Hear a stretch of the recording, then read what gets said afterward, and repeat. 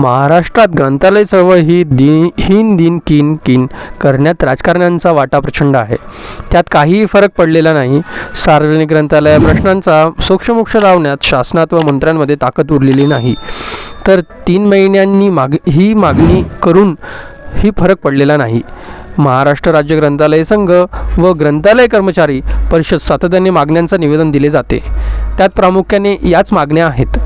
अनुदान तिप्पट वाढ करण्यात यावी, कार्यरत कर्मचारी वर्गाला वेतन श्रेणी लावण्यात यावी, कार्यकारिणीमध्ये सरचिटणीसपदी नियुक्ती करण्यात आली आहे. दीपक शर्मा हे मागील अनेक वर्षांपासून समाजसेवेचे कार्यामध्ये लागलेले झालेल्या ग्रंथालयांना अतिरिक्त अनुदान वाढ, ग्रंथालयांना ग्रामीण व शहरी भागात भूखंड मिळावेत, अनुदानात बदल करून 90% ऐवजी 100% अनुदान सूत्र मंजूर करण्यात यावे.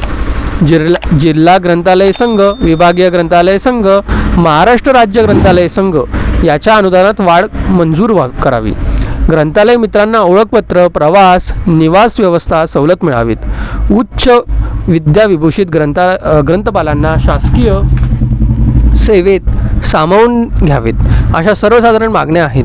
अनुदान तिप्पट वाढ व दर्जा बदलाचा शासन निर्णय काढण्यासाठी आत्ताच जर जोर लावून काढला गेला तरच पाहिजे असे प्रयत्न सर्वांनी केले पाहिजे असे मत अनेक ज्येष्ठ व श्रेष्ठ कर्मचारी वर्गांनी व्यक्त केले आहे.